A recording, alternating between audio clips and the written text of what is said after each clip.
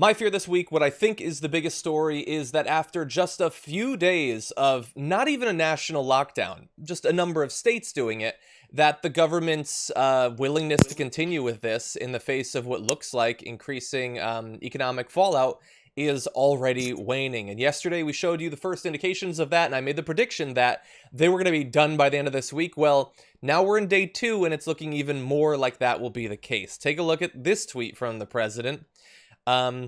Our people want to return to work. They will practice social distancing and all else, and seniors will be watched over protectively and lovingly. We can do 2 things together. The cure cannot be worse, by far, than the problem. Congress must act now. We will come back strong. So we're gonna have a lot more, but that seems pretty clear. Like, sure, we're gonna like something seniors, but this is starting to hurt stocks. We can't continue this for even a second week, I guess, at this point. JR, what do you think? Do you think I'm being paranoid, or do you get the signals that he's about to pull out of all this? There's not even signals. This is a direct language, it seems like. The only thing that's vague about what he's saying is what they'll be doing for seniors. We'll take care of seniors beautifully, lovingly, gloriously. What does that mean? How so? But the one thing you do have a concrete definition of is we're going to get back to push you guys back to work, and we're going to ignore everything that's going on that we already had to admit is really happening after we said it's not happening. So, I mean, the credibility of these folks in this administration is shot so far down.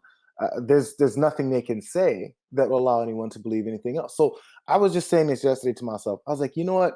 The fact that they've got some professionals on their team that may have an approach to something like this that is helpful actually doesn't even help, because every time I see anyone standing near this lying president, they lose all credibility with me. Anything anyone says, if I haven't seen them or know of them before, I'm like, oh, this guy, he must be lying. Strictly because he's standing next to him. It's been deteriorated to a point that's you can't recover. Or if they have any credibility, they might not last long. So, I mean, we were going to do a thing on the Trump versus Fauci. We didn't have room for it today, but I mean, that guy could be gone this afternoon. Like, we might not hear from him again because he dared to correct the president when he's just lying blatantly and repeatedly. He's trying to bring that back with a couple of interviews and stuff, but we'll get to that later. Yeah, so we have a lot more of this. I want to play just a couple of excerpts from yesterday's press conference. We had Trump sort of alluding to what I'm talking about here, and so let's see if I can do this in a way that doesn't cause echo. Okay, so here is the president on what he thinks is the actual threat to people's lives. You have tremendous responsibility. We have jobs. We have people get tremendous anxiety and depression, and you have suicides over things like this. When you have terrible economies, you have death, probably, and I mean definitely would be in far greater numbers than the numbers that we're talking about with regard to the virus. So we have an obligation. We have a double obligation. We have a great country. There's no country like it in the world, and there's no economy like it in the world. So effectively what he said is he's talking with people back in New York, and he's saying that a lot of people are going to die, not from coronavirus, but they're going to die from the lockdown, that people are going to be depressed because they're not working. They're going to be committing suicide. He's been talking to people on Wall Street, and that is indeed what he's worried about.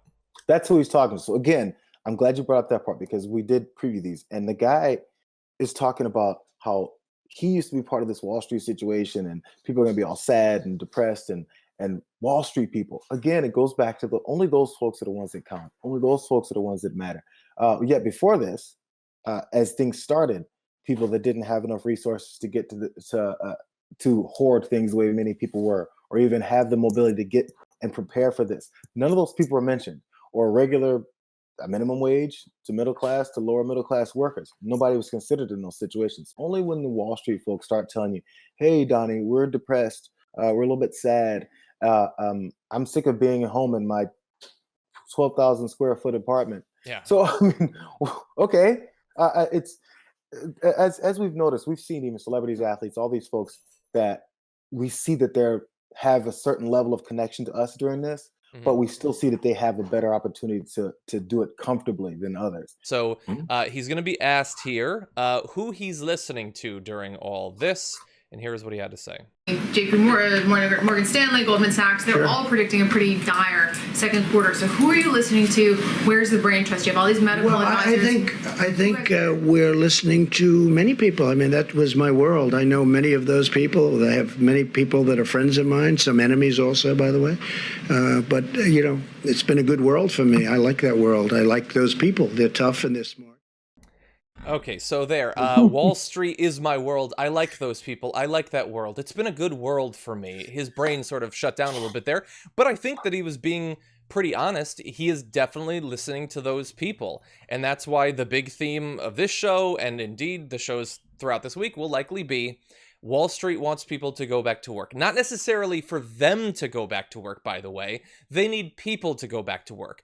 They can just hunker down. They can stay in their bunker, and if they get sick, or even if they suspect that they might have it, they will get access to treatment. They don't have to worry about that. But sacrifices must be made. Not by them, but by you. Yeah, no. There's I'm pretty sure the remote working can continue to happen for many of these Wall Street types, at least especially the higher Wall Street types that don't want to risk their lives over something like this. You can get people to come and work for you and help re-spark your business. But you doing it? No, I'm too important. I'm one of those job creators. And if I get sick, I mean, what's happened to you? This situation, I really hope, if nothing else, it breaks this feeling of parent and child that the rich and uber rich and corporations have over the rest of America, to stop thinking that our existence depends on how many crumbs they can drop to folks. Yeah. So this is shown explicitly. Without us, they don't survive. And now they're telling people, come back to work because we're not surviving. Not, hey, are you okay? It's get back to work because we're not surviving with this. We have the more power. We have the power on this as soon as people realize it. If you don't realize it and continue to think this parental group or this rogue group that says that they're about you when really they're destroying you, maybe we can institute some kind of change. Enough people realize how bad the separation of powers is. Yeah. I guess as one weird, this isn't really a silver lining, but just a thing that is becoming very clear from their behavior is, as a lot of people have said for a very long time, at the end of the day, the asset they have is their workers. That's it. Mm-hmm. They can't do it themselves. Bill Gates seems like kind of a nice guy. He can't do it alone, can't build many computers on his own.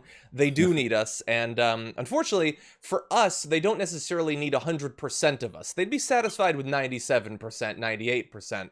Sure. Really fast, before we get into more of it, I saw there's a super chat from Kevin who says, the focus has been the economy from the start. The reason we are in such a dire situation to begin with is his refusal to grasp the gravity of the situation and the choice to downplay it from the get-go. I could not agree more. Poopa Woopa Gus, thank you for all you do. Thank you for all that you do, and thank you for the support. So really fast, here's a little bit more, because I know some people might still think that he's saying this, he's frustrated, he's venting or whatever. But behind the scenes, there's, according to Sanjana Karanth of HuffPost, the president said he wants to get back to business soon. Though he didn't give an exact timeline, he said it won't be 3 or 4 months, as some people were saying, and a lot of people thought originally. The people Trump is referring to there, of course, were the nation's health experts. They're not like some guy. The president pointed to the viral videos of spring breakers in Florida ignoring the social distancing guidelines as justification for relaxing them, which is insane. If the issue is that too many people are going to get it at the same time for our health system to be able to process those. Baked into the concern, the reason we're doing this is the idea is that even if we do it, it's not going to be 100%, and that some people are going to violate it. That is not a reason not to try. That is a reason to try even harder. And think yet about, Trump... oh, goodness. Go ahead, John. No. Think about the way that this administration approached just immigration, illegal immigration coming to this country before he even got into office. Think about that approach. If there was this many, as far as those spring breakers on the beach in Florida, if there was this many Latino immigrants in one place like that, he would freak out, pull his hair, and say national emergency, which he already did, and also touted caravans coming. He even gave fake numbers of people coming up in large groups just to fearmonger and help push his racist agenda. But in a situation when Americans are sitting there on a beach against the safety rules that have been put in place, or at least guidelines that are put in place. It's, I get it, they need to relax. But you don't get when people are fleeing famine, torture, death. You don't get that. But you get when people want to go off on spring break and have some beers and party. Yeah. Yeah, Okay. and thinks that's a justification for giving up. And I mean, even so, like, again, it's one thing hypothetically if it's him. I mean, that's a horrifying thing if he wants to pull us out, because to the extent that any one individual can cause that to happen, that would be him. But it isn't just him. A senior White House official told CNN, quote, "I don't know anybody in the building who is arguing that we should keep going the way we're going. Everybody here is pulling in the same direction." And so God only knows, with the people he's left in positions of power and influence around him, those are going to be the people that are toadies, the ones who are going to tell him that he's right. And here's the thing. We're gonna do myth busting later on. But the idea that, hey, we've done 6 days, isn't that enough? I want to put it in a bit of perspective. So this is a tweet from Tedros Adhanom Ghebreyesus, who says, "The COVID-19 pandemic is accelerating. It took 67 days from the first reported case to reach the first 100,000 cases, 11 days for the second 100,000 cases, sorry, and just 4 days for the third 100,000 cases. These numbers matter. These are people whose lives and families have been turned upside down." And so let's take a look at this. There's a chart. I understand you probably can't see the numbers. But that is the curve in the US of total coronavirus cases. Everybody watching this stream, I want you to look at that, and I want you to tell me if you think we're good and we can just go back to normal. That's not upside down. I didn't manipulate that. That's what it actually looks like. And some of them are already tapping out. It's been like 5 days. Yeah. It's been an extended holiday weekend, and they're ready to just, so 3 million people died. This is so illustrative of the way we are as Americans. Like, we have a few days and we're too restless. First off, it's not just restlessness. Everyone's got cabin fever. Everyone wants to step out and go back to normal life. There's no one that wants to do it this way. But if we, after a few days, we're saying, oh my God, we got to get back to this because other folks need to benefit from my risk. It just doesn't seem to make any sense, but they expect that because that's the way it's always been. I want to go back to that. I think it was an administration official that said everyone in the building is in agreement about going back. It's not just Trump. Am I right? That was an official. That's what it appears. It was a bit of a vague statement, but that is what it appears to be saying. Yeah. Okay. So when you're hunkered down with a bunch of people who are having to be loyal to a guy who's absolutely not loyal to them, or actually is only self-serving. Also, I'm sure that the Jim Jones commune, if you interviewed several of them beforehand, I don't think you'd have found very many who would have said, yeah, this is a disaster, man. This is a problem here. No, they were all part of the cult. Yeah. They were all ready to drink it. And if you asked them beforehand, they were down. I'm sure, yes, there were some that weren't, but they weren't speaking up. Yeah, because that had been a problem underneath the cult leadership.